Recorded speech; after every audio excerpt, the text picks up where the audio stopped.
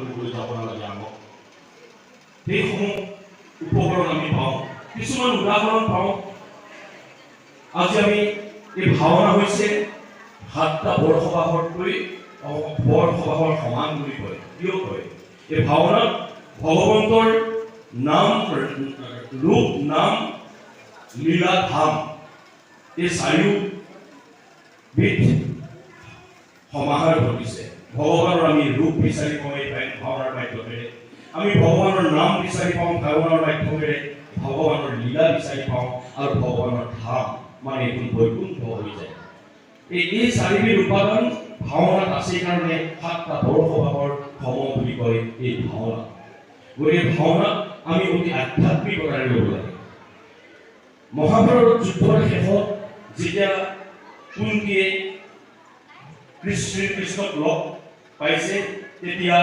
শ্ৰীকৃষ্ণই কুন্তীক সুধি কৈছে যে পেহিদেউ মই দ্বাৰকালৈ যাবলৈ কুৰুক্ষেত্ৰৰ ৰণৰ সামৰণি কৰিলে এতিয়া তুমি মোৰ পৰা বৰ বিচৰা জীৱকে বিচৰা মই তোমাক তাকেই দিম কাৰণ তুমি গোটেই জীৱনটো অনেক কষ্টৰ মাজেদি পাৰ কৰিলা কুন্তীয়ে কি কৈছে জানেনে কুন্তীয়ে শ্ৰীকৃষ্ণক কৈছে হে দয়াময় যে মোক তুমি একো কৰ দিব নালাগে কিন্তু মাত্ৰ তুমি মোক দুখ দিয়া কেৱল দুখৰ বুলি মোক দুখ দিয়া তেতিয়া কৃষ্ণই কৈছে কিয় তেনেকৈ কৈছে পেহিদেউ আপুনিতো গোটেই জীৱন দুখেই পাই আহিছে তেতিয়া কুন্তীয়ে কৈছে নহয় বাহুদেৱ মই গোটেই জীৱন দুখৰ উপৰি দুখ পাই আহিছোঁ আৰু দুখৰ উপৰি দুখ পোৱাৰ বাবেই যেতিয়াই মই তোমাক মই কামনা কৰিছোঁ অন্তৰেৰে ভাবিছোঁ তেতিয়াই তুমি মোৰ সন্মুখত আহি ধৰা দিছাহি গতিকে তোমাক মই দুখৰ দ্বাৰাহে পাব পাইছোঁ প্ৰতি মুহূৰ্ততে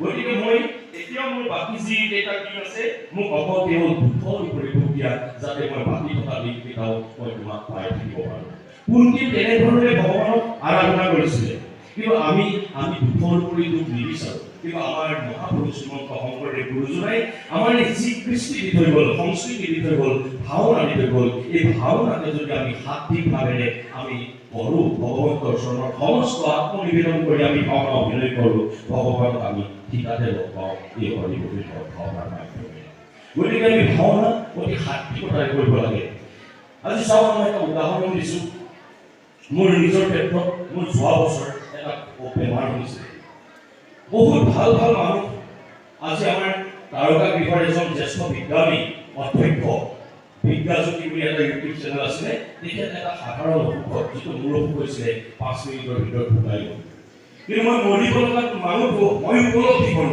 এইটো মোৰ আধ্যাত্মিক চেতনা মৰিব লগা মানুহটো মই মোৰ ঘূৰাই পৰিও মই নমৰিলোঁ কেৱল মই ভাবিছোঁ মই ভাওনা কৰি থাকিব কাৰণে চাগে ভগৱানে মোক জীয়াই ৰাখে এই সমাজখনৰ লগত থাকি এইবিলাক উপলব্ধি কৰোঁ মানুহ আজি আমি কিছুমান কথা আমি শ্ৰীকৃষ্ণৰ জীৱনটোলৈ যদি চাওঁ শ্ৰীকৃষ্ণৰ জীৱনটো কেনেধৰণে তেওঁ এনেধৰণে দেখুৱাই থৈ গৈছে মানুহ কেনেধৰণে গোটেই জীৱনটো চলিব লাগে কেনেধৰণে মানুহে নিজৰ জীৱনটো আগবঢ়াই লৈ যাব লাগে শ্ৰীকৃষ্ণৰ আমি মহাভাৰতখন যদি পঢ়োঁ শ্ৰীকৃষ্ণৰ বাল্যকালৰ পৰা শেষলৈকে ভাগৱতত শেষলৈকে যিবিলাক বৰ্ণনা আছে সেই বৰ্ণনাখিনিৰ মতে আমি যদি আমাৰ জীৱনটোক আগুৱাই লৈ যাব পাৰোঁ আমিও এজন মহাপুৰুষ হৈ পৰিব পাৰিম সেই চেষ্টা আমি প্ৰতিজনে কৰা উচিত আমাৰ অভিভাৱকসকলে সেইখিনি কৰিবলৈ আমি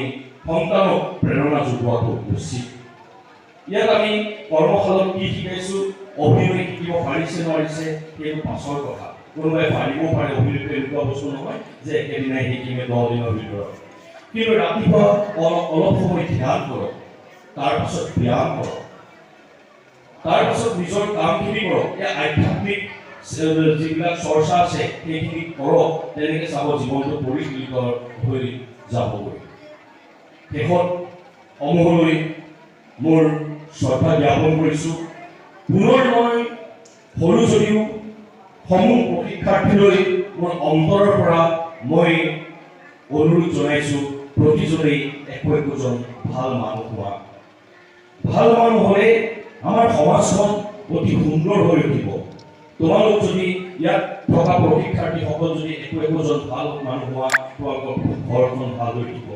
ঘৰখনৰ পিছত গাঁওখন, গাঁওখনৰ পিছত সমাজখন, সমাজৰ পাছত আমাৰ ৰাজ্যখন, তেনেদৰে প্ৰজন্মৰ পাছত প্ৰজন্মলৈ এটা সুন্দৰ বাৰ্তা যাব। আমি যদি প্ৰতিজনে নিজকে ভাল কৰিব পাৰোঁ, ভাল মানুহ কৰি গঢ়ি তুলিব পাৰোঁ, সঁচাকৈ সমাজখন সুন্দৰ হৈ পৰিব। আৰু এই সকলোখিনি উপাদান আমাক ভাওনাই দিছে। ভাওনা কৰিলে আমি এখন সমাজ পাওঁ। ভাওনা কৰিলে আমি মানুহ ধৈৰ্যশীল হ'ব পাৰোঁ। এটা সৰুকৈ কাহিনী কৈছোঁ। মহাভাৰতৰ যুদ্ধত শেষত যেতিয়া দ্ৰৌপদীৰ 5জন পুত্ৰ অশ্বত্থামাই শিৰচ্ছেদ কৰিলে, শিৰচ্ছেদ কৰি লৈ অনাৰ পাছত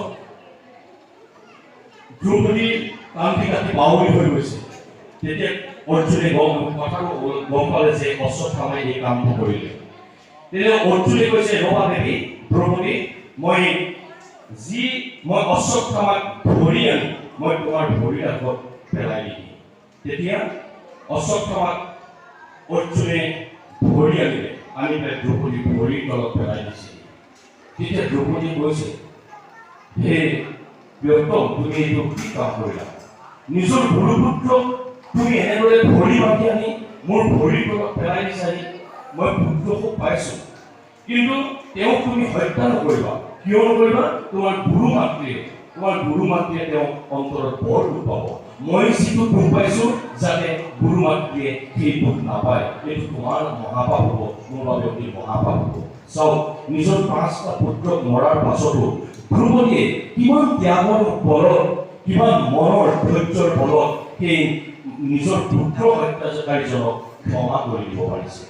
এইবিলাক কথা আমি ভাওনাৰ পৰা বা আধ্যাত্মিক যিখিনি পুথি আছে, কাহিনী আছে, তাৰ পৰা আমি পঢ়িলেই নহয়, আমি এই কথাবিলাক উপলব্ধি কৰিব লাগে আৰু এই কথাবিলাক আমি আমাৰ বাস্তৱ ক্ষেত্ৰত প্ৰয়োগ কৰিব লাগে। তেতিয়া আমাৰ সমাজখন সুন্দৰ হৈ পৰিব। মহাভাৰতত এনেকুৱা এটা বিষয় নাই যিটো পৃথিৱীত নাই। মহাভাৰতত যি আছে পৃথিৱীত সকলো আছে। গতিকে মহাভাৰত আমি পঢ়া উচিত, আমি গীতা পঢ়া উচিত, আমি ভাগৱত পঢ়া উচিত, আমি ৰামায়ণ পঢ়া উচিত। ধৰ্মৰ কথা জানিবলৈ নহয়, তাৰ পৰা উপলব্ধি হ'বলৈ আমি মানুহ হিচাপে পৃথিৱীলৈ আমি কিয় আহিছোঁ, পৃথিৱীত আমি কি কাৰ্য কৰিব লাগে, আমি সেইবিলাক জানিবলৈকে আমি সেই পুথিসমূহ অধ্যয়ন কৰা উচিত। একেবাৰে সৰু কালৰ পৰা অভ্যাস গঢ়ি তোলা উচিত। আৰু বিশেষ নকওঁ, সমূহলৈ পুনৰ মোৰ শ্ৰদ্ধা নিবেদন কৰিছোঁ। মই কি শিকাব পাৰিলোঁ সেইটো মই নাজানো।